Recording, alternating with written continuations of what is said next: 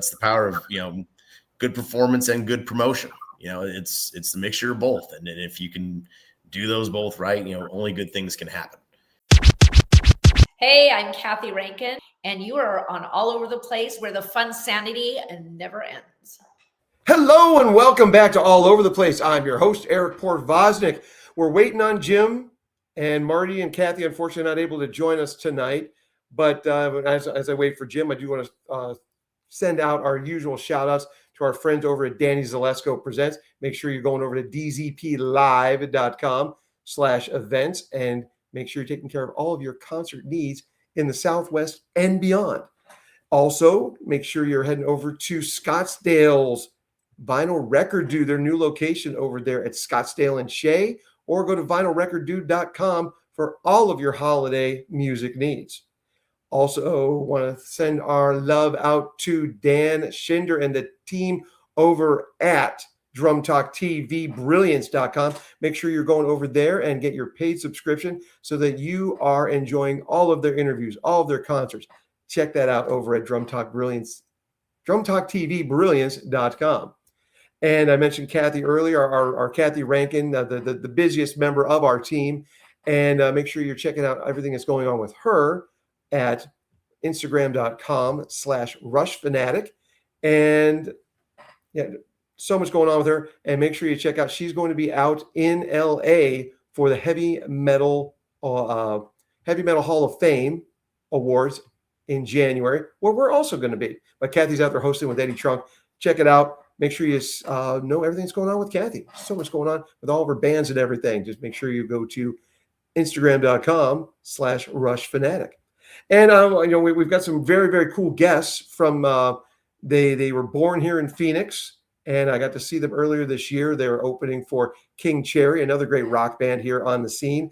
And I want to welcome Jarrod Compton and Captain Zack from the band Rattlesnake Suitcase, and they are bringing the cheese back to the shredder. Welcome, Jarrod, and welcome, Captain Zack, for joining us here on All Over the Place. Thank you for having us. Absolute pleasure. And you guys, I've been wanting to get you guys on the show, and I blew the shot to talk to you guys afterwards. I was getting introduced by a mutual friend to the guys in King Cherry, and I never got around to it. But so glad to have you on here, and especially with, you've got a big show coming up. It's going to be later this week, December 27th, over at the Rebel Lounge here in Phoenix. Great place to go see a show. Everything, you're packed in nice. It's a great place for rock and roll. And you guys are doing a special tribute show. And why don't you tell us about the band that you are going to be paying tribute to, and the other band on the that you're going to be sharing the bill with? Sure. Yeah. Well, we're going to be doing our special tribute. We're kind of doing an arena rock and roll night, and so it's going to be us doing Van Halen. And when we say Van Halen, ladies and gentlemen, we're talking about David Lee Roth. It's Van Halen, not Van Hagar. We're going to be doing the stuff from all the first 6 albums. Jarrod, he's the Van Halen fanatic. And I think 6 or 5. I don't know. Well, there were 6 in the classic years, and then I will always send some love to the one where Dave came back in 2012. A Different Kind of Truth. It's got a lot of great stuff on it too. Stay frosty. I love it. I'd love to see you guys do As Is, but that's just a special request. I love that song. We'll take it into consideration. But duly considered. Yes, we're going to be doing a Van Halen tribute. We're excited for that. We've been working hard, practicing hard. We are ready to rock. We're ready to roll. And then we have our friends in Painting Fences. Going to be doing an Iron Maiden set, and I got to take a look at it beforehand, and the set is killer. So I cannot wait for them to pull it off. The Norman brothers, Seth and Johnny, going to come. They're going to kill it like they always do. And Elliot and Katie on drums and bass, respectively. Great band, tight.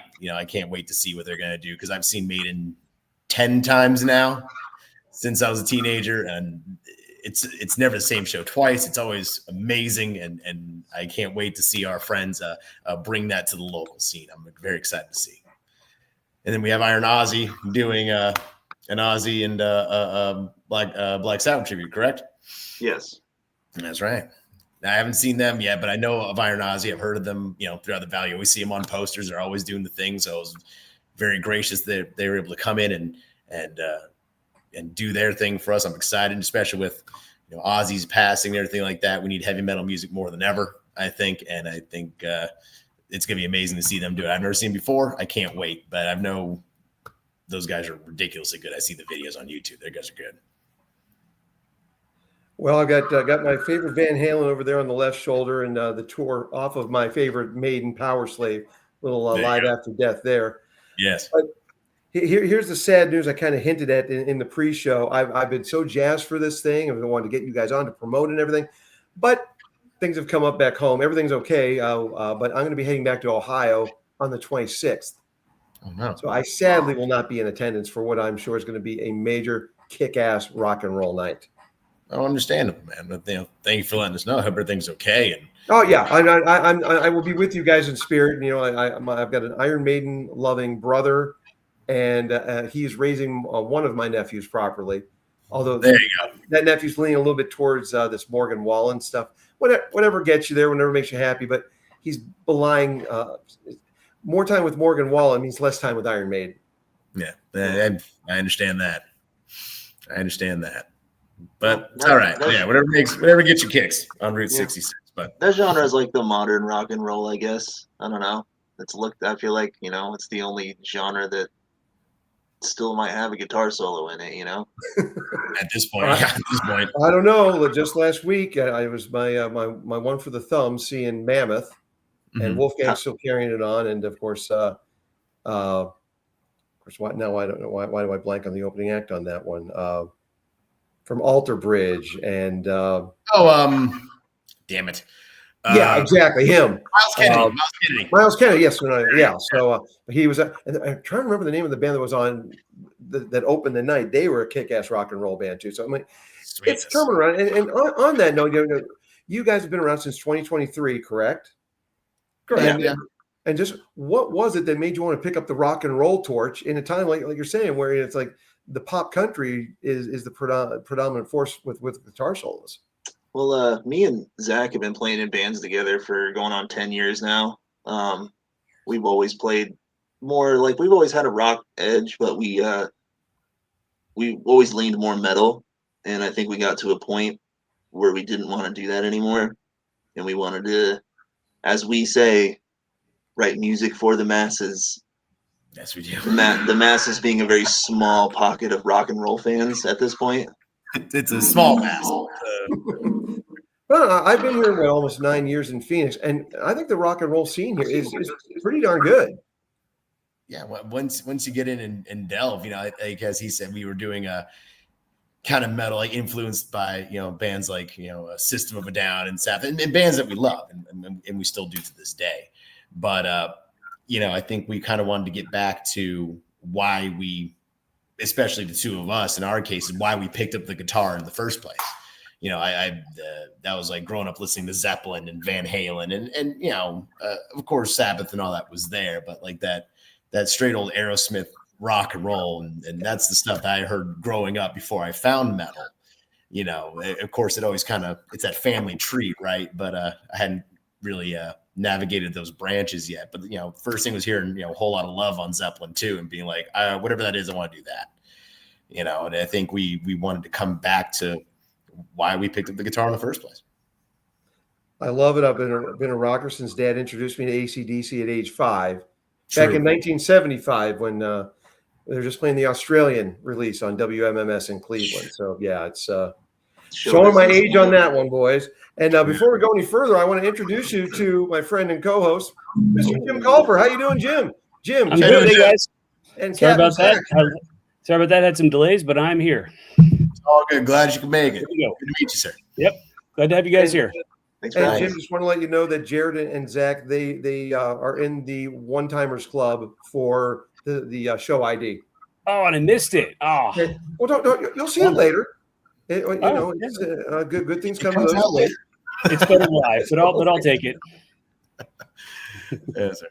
And of course, with that sleazy kind of rock and roll, and you guys, one of the things I loved about you when I saw you playing at the Rebel Lounge earlier this year, you guys are having fun.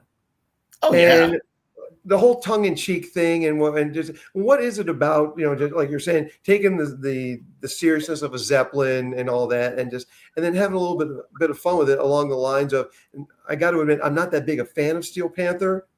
But I understand a need for it. But you guys don't go that far, which I'm thankful for, and which is why I think I like you more. So what is it that made you want to combine and get into just having more fun than the straight up rock and roll? It's Jerry- it's funny that you bring up like every word you just said, because we just had this conversation last night, and I think that's hilarious about how, you know, we don't our image isn't serious, but our music kind of is serious if you actually dive into what we're talking about through our songs and stuff. So that's just, I think that's funny that you mentioned that. But you go ahead, Zach. Yeah, it's I mean, I don't get me wrong. I know I love Steel Panther too, because I saw them live, and when you see them live, it's all worth it. And that's the thing, is like they're having fun up there. Like you can tell they're having a blast. And I think any good band or great band, you know, you should know your parts. You obviously you train, you rehearse, you practice, and that's all well and good. But like the part of it is like you're there to have fun. That's why you want to do it, and that's why you wanted to be a singer or be a drummer. You had fun with it. And if you're not having fun being on stage, how can we expect our audience to be having fun with us? Because that's what we're trying to do. We're musicians, but we're entertainers. We're here to entertain. And, you know, we can have jokes about it. Cause I mean, growing up on, as we were talking about before we started rolling with, Rob Reiner and everything that happened to him, you know, rest in peace. But, you know, like taking that kind of Spinal Tap kind of thing. And like, you know, there's so many cliches in rock and roll that you can kind of poke fun at, and we love it. And that's why every band has a Spinal Tap moment. But we like to think that our songs will have substance and have something to say. But, you know, you can be serious. You can have something you want to say, and you can still have a joke about it. And I think you can still have fun with it. And I think that's what gives audiences that lure. Like, okay, they're a fun band. That's how you get them in. And then they can actually delve into your catalog and see what you're trying to say. And I think that they get both sides of the coin, so to speak. Yeah, and I think that another factor that why we have so much fun is because we all just genuinely get along, and we're all like the best of friends, and we're not just all about music. Like we'll get together and smash a Mario Party or something, or we do things together outside of music a lot. So That is true. You know, and you got to have that camaraderie.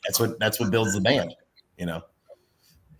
And speaking of jokes, I've got to ask, because in looking at, you know, making sure you guys are on all the different audio platforms, the major audio platforms. And on that note, folks, make sure you're checking out their EP, No Alcoholics Here, the deluxe edition, out earlier this year. And you can get that on Spotify, Apple Music, iHeartRadio, all the major streaming platforms. But I noticed on the iHeartRadio that it says you guys sound like Taylor Swift, Ariana Grande, and Bruno Mars. we're doing something right. That you put in there? Hey, let's throw it in the playlist. Let's do it. You know, whatever. I could sell my soul for rock and roll or money.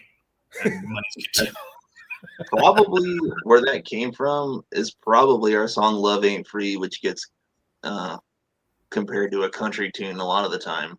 And Yeah, kind of is that on Pladio, Holmberg himself. Thank you, John. He's like, yeah, he's like, this would be big over in like Missouri. I'm like, well, then we're heading St. Louis, boys. You know, just kind of a thing. But yeah, I can see where it goes that way. Well, pound notes, loose change, bad checks, anything. Give you some money, sell your soul for rock and roll. There you go. Correct. And Jim, there you go. And that now I can cross off our Spinal Tap reference for this show. Quota has been met. There we go. Well, you know, along those lines, I was about to say, you guys mentioned Spinal Tap, and I came across a 20-minute quasi-documentary of you guys. Definitely felt a little bit of Spinal Tap DNA in that. But yeah, can you talk a little bit about that? Like how much of that? First of all, how much of that is actual documentary footage, and you know, kind of what was the inspiration for that? Jarrod, go ahead. Lead us off. I think the band all has like a mutual love for Spinal Tap. Like we all know it. We reference it a lot. And honestly, I've lived a lot of those experiences in real time with Zack in the past. Yeah. And once I knew we started seeing how like well we got along, bringing the other guys in the band after, you know, not really knowing them, and just our interactions with each other. It was kind of like, we got to get this on film. And it just started as bringing a video guy with us to do behind the scenes footage of our shows. Mhm. And then it kind of just naturally became into this improv thing. And a lot of those like shots from the shows, like where we were actually playing a show that night and, you know, took over the green room at the Marquee Theater, and we just kind of ran with it. And then once we had a bunch of content, we kind of pieced it together as a film. And now we're just wrapping up on what is supposed to be the second film. It's been a huge project, but that one's a little bit more scripted. But we kind of wanted to take with TikTok and everything, you got to have like an image on, you know, you can't just post a picture and be done with it. And us coming from the age before TikTok existed, it's hard for us to adapt to that, especially being rock and rollers. It's not a rock and roll thing to do, you know what I mean? Exactly. It's all, it's all, but yeah, I guess it kind of became like a guerrilla video. You know what I mean? Like we just kind of had our friend John Hassmeyer come in and do some stuff with behind the scenes, and he would just kind of catch our interactions and us talking behind the thing, and then eventually we'd start bringing other people in front of the camera, have us say something, do whatever, and we just kind of made it part of the experience. And I guess what we wanted to do is, especially when we created this band, like obviously we want to be a good band, we want to be a great band, we want to make great music, we want to have music that entertains but says something. But at the same time, it's like, why limit yourself? I mean, like, we're musicians, but I like to think of us as artists as well. But why not? We have such a big love of film and cinema, Spinal Tap especially, but like we have such a film of that. Jarrod's quite the movie file, as is myself. It's like, why don't we make this as big as we can be, and if we use it for marketing, even better, because you have to have that in this TikTok age. You got to have them. And it's like, so how do we package that? How do we present that? And I think, like, instead of just making little 5-minute trends of what everyone else is doing, because that's what TikTok is you finding a trend and then everyone does the trend with them. It's like, no, we're going to do our own thing. This is us, and you're going to love it or hate it, but it's something new. It's something different, but familiar at the same time. And I think that's what kind of made it. But, why don't we make this thing as big as we can? Why stop there? Well, on that note, you guys are also making music videos, and just how much fun are you having with that? Getting content out there for the social media crowd. Oh, it's a blast. It's weird to like make content, especially like, before being younger, before TikTok was a thing. I grew up with the MySpace stage, for God's sakes. I'm dating. Oh no. But I dated myself with a 1975 WMMS reference. It's okay to do MySpace for you. Yeah, but there you go. I'll catch that one.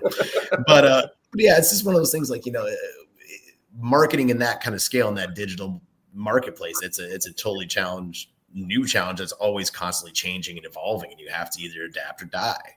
And making that content, like, people can see it as a job and like, oh God, I gotta do this thing. But like, it's about finding a schedule and creating that time, because I mean, you make art because you love it, but if no one hears it, then what are we doing? So I think it's a good way it helps us kind of release a creativity in ourselves, because like, we have people that we work with for the movie and what have you, but this is a nice little way as another way to get our creative juices flowing. Okay, we wrote a good song, great. How do we make a plug for that said song? Or how do we make a video that kind of helps promote that song or album or what have you? And it keeps you constantly thinking about the band and constantly thinking about where you can go. And, the possibilities are endless. You just have to be aware and be present in them. And you guys have also opened for some pretty cool bands from the sleazy heyday of the Sunset Strip. So how'd you get tapped into opening for LA Guns and Pretty Boy Floyd, and what was that like? We were at the time, TJ Boone was booking the 44, and we kind of befriended him a little bit after playing there for a while, and he just kind of like, for a time there, he was just guiding us to all these cool shows that we were fitting on. So I mean, we kind of owe it all to him for being able to do that. Yep. You got to. it helps when you sell tickets, you know, and I think that's the thing that every local band, ourselves included, you know, that the constant lesson we always beat around is like, you know, at the end of the day, we want to make art, we want to love what we do, but you got to put asses in the seats. You gotta promote, you gotta sell, you gotta make yourself a viable option. And being there, and the 44 has always been good to us, and we you know, shout out, thank you, appreciative to them. But like, you know, we got into that place, and especially with all these places that have been closing the last few years, especially after COVID, like places have gone down. There's not as many places there used to be. So it's like, you know, when there's smaller amount of venues, but there's always a new local band forming every day. How do you get yourself out from the pack? How do you differentiate yourself? You can have a cool venue, you can have a good look, you can sound great, but if you don't put people in the seats, then what is a bar or a venue going to have to do with you? And luckily TJ saw that, and that's, you know, kind of got us to working with him more, and working with for LA Guns and Pretty Boy Floyd. Those are awesome shows. Like, those are bands like you thought, oh, I'm never going to get that, you know? And then you wake up one day and you get the job, you know, and it just like makes you think about, okay, well, what's the next thing I didn't think I was never going to get? Might happen soon, might happen tomorrow, might happen 6 months from now, but that's why you keep pushing. But they were rewarding experiences. We got a lot of good video footage out of those too. Very cool. And well, now that you mentioned it, something very cool did happen for you guys earlier this year. You had a little mini tour of California. You got to play the Whiskey. Tell us about that. Yeah. Go ahead, Jarrod. LA is expensive. Yeah, I left there after 21 years, 9 years ago. I get it. Probably should have left 10 years earlier. Oh, yeah. Playing the Whiskey was probably one of the most stressful and greatest musical experiences I've ever had simultaneously at the same time.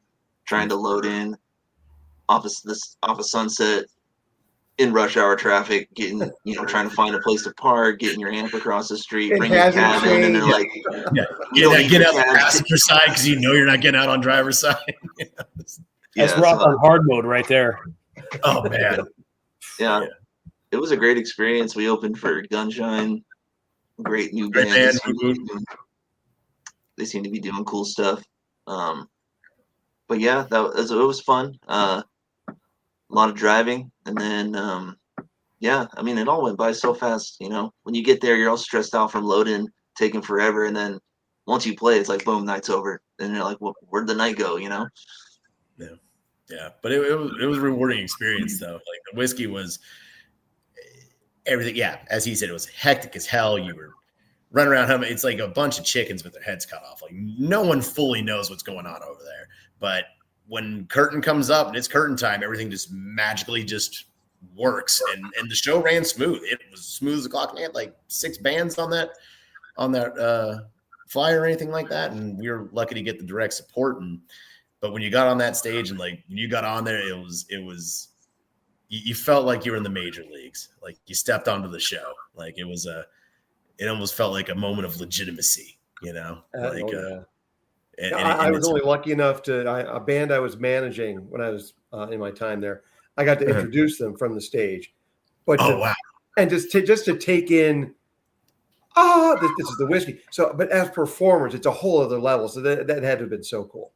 Oh yeah, it was definitely life-changing. And then after playing that show, we had a great time. And the next day we had to go to Golden Valley, and it's like one of those things where this tour went fantastically because you got not to disparage, like, man, we played the Whiskey, we're doing this like right here, and then like, okay, we're gonna be outside of Kim playing a little dive bar, and it was the Last Chance Saloon in Golden Valley. If you're ever in the area, I suggest you go. That place is awesome, and the owner, Shauna, shout out. But they were such nice people. They took such good care of us, and even though you had that change, everyone that was there was about it. People were calling their friends to come and check us. Oh, dude, they're here till 11. Like, come on. And people were coming in because their friends were calling them, telling them to come down. And, we were playing our original stuff. We were doing some cover stuff. We're doing some Priest. We're doing some Guns N' Roses. We're doing some Sabbath. And then we're throwing our stuff in there. And people were they were about it. And they were the greatest group of people you could have had. And it was like, wow, you think you're going to have these ups and downs, and you will. But like, it was just a like a hidden surprise, like a nice pleasant surprise. You're like, oh man, it's so nice to play and be on a big stage and then get off that and still have that audience with you the next day. And it was very humbling experience. It doesn't mean you can take a night off, because you might only have 10 people in that bar, but by the time we were done, there was like 60 something people in that bar, 50 people in that bar, and they were about it. So you can't take a night off. You're there to do the job. You're there to perform. It shows like you always got to be present. You always got to be aware. And the birthplace there of Steel Panther there in LA with I think for the reason I'm a little less inclined towards Steel Panther, I saw Ralph Sands when he was fronting Atomic Punks. Over at FM station down in North Hollywood. So I actually had the chance to meet Ralph through a mutual friend. So yeah, just cool guy. The guy knows his rock and roll backwards and forwards. So yeah, it's just. He seems like a cool guy. And there's such a great. It's good to know that there is still such a great rock and roll scene where you're going to be able to get people trickling in, not just trickling in, thundering down there to see you guys as the night goes on. Yeah, and that's that's the power of good performance and good promotion. It's the mixture of both, and if you can do those both right, only good things can happen. It's just trying to find that right cocktail to make it correct. And of course, I've got it over my left shoulder here. Recently acquired over at Vinyl Record Dude. There's another plug for our good friend Nick and the gang over there at Vinyl Record Dude. Got an original U.S. print of Out of the Cellar today, and you got. Well, I can't remember. I think you guys did Round and Round the night I saw you open for King Cherry. Yeah, with the wink and the smile, and I'm the crowd's getting into it because it's the familiar one. But I just got in the car and I put on Wanted Man and lack of communication back for more. It's a perfect album. I should have brought that one up on our perfect album show, Jim, but I digress.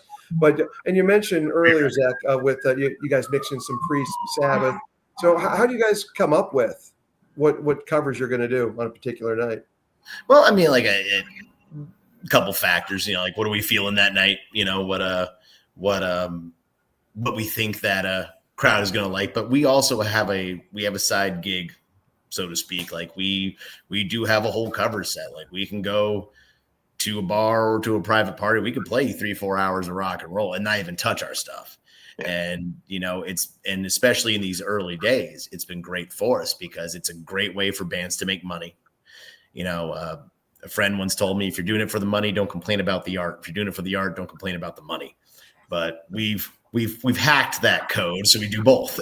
And, playing a gig somewhere in a good bar, you make good money because you're playing the songs people want to hear. And then we help use that to fund our own enterprises with making a music video or renting a car to go on tour. Like, very, very little has had to come out of our pockets because of what we've been able to raise on our own.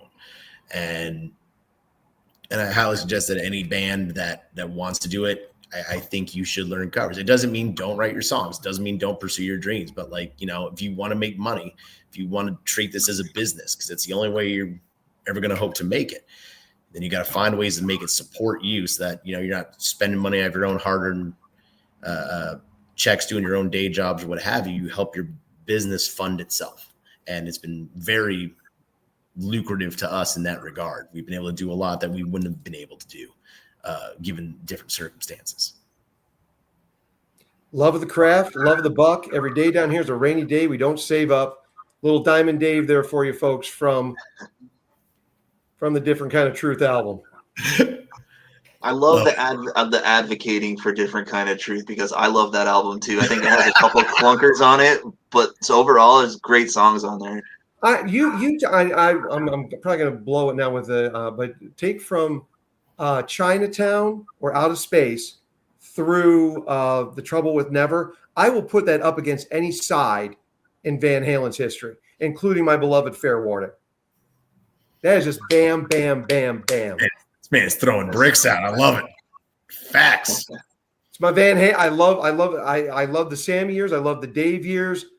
There's even a couple of songs on Van Halen 3 that I won't hit next. Oh, It'll he pop up said on the it. playlist. He said it. This man loves the band. All right. Hey, it's loves it. hey, my dad gave me AC/DC. I turned around to him a favor and I gave him Van Halen. So it's I call that a fair trade. and now he's losing his hearing. So it's but It's because of all Van Halen and AC/DC.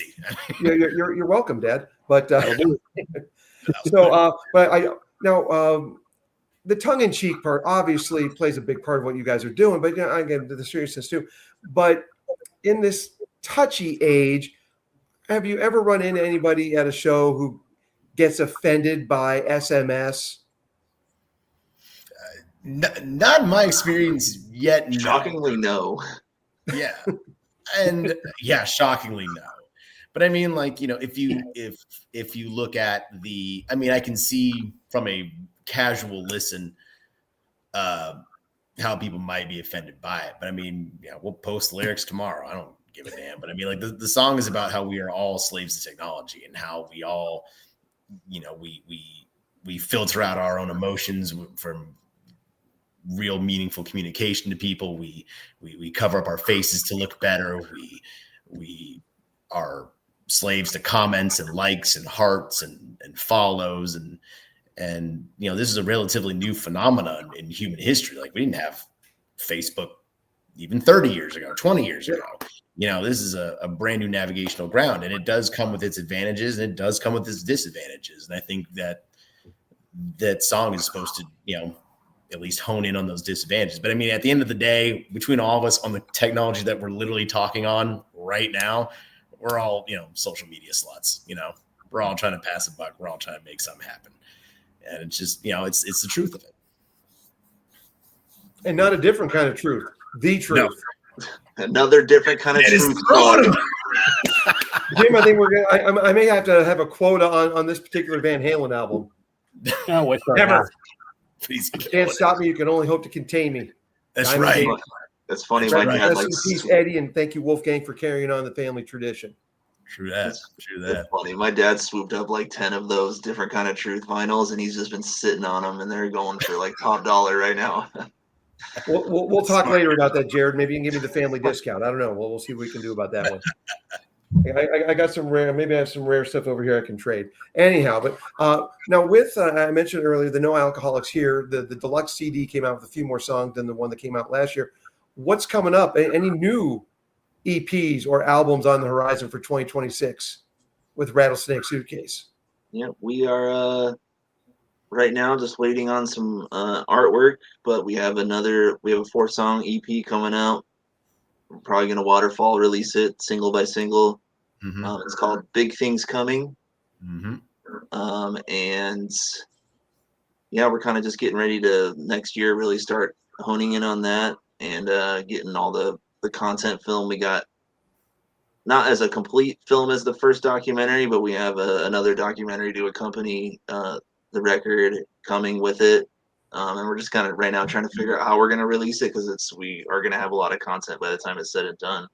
But yeah, it's 4 songs, quick, straight to the point. And yeah, this is kind of hold us over while we're writing our debut full-length album. So, and as we all know, and for movies, the sequel always we all know. But yeah, no, it's a lot going on. It really is. Well, again, I am bummed that I'm not going to be able to join you guys for this awesome show. It's going to be, but I am encouraging everyone, if you are in the Phoenix area, make sure you're coming out to the Rebel Lounge on the 27th of December, 8 o'clock. You've got Rattlesnake Suitcase paying tribute to Van Halen. You've got some Ozzy / Sabbath tribute, and you've got Painting Fences doing the Mighty Maiden. And Jarrod, Zack, thank you so much for joining us here on All Over the Place. I'm looking forward to seeing you guys many, many more times once I am back in Phoenix in the new year. And if you guys ever travel out of Arizona, come on up to the Northwest because we need your brand of rock up here more than ever. I'll tell you that. Hey, man. Have guitar, will travel. Jim, thank you so much. Right Thank you so much for having us here. And it was a pleasure being on. Thank you, guys. Look forward to seeing you guys. Thank you. Absolute blast. All right, turn up your Van Halen, turn up your Maiden, folks. Up the irons. Different kind of truth. That wasn't one more time. All right. Once again, I want to send a shout out to Dan Zalesko Presents, Vinyl Record Dude, Drum Talk TV, Brilliance.com, and make sure you're checking out Kathy over at Instagram.com and /Rush Fanatic. We'll be back real soon here on All Over the Place. Thank you for liking, sharing, subscribing. Take care, everyone. Take care. Bye.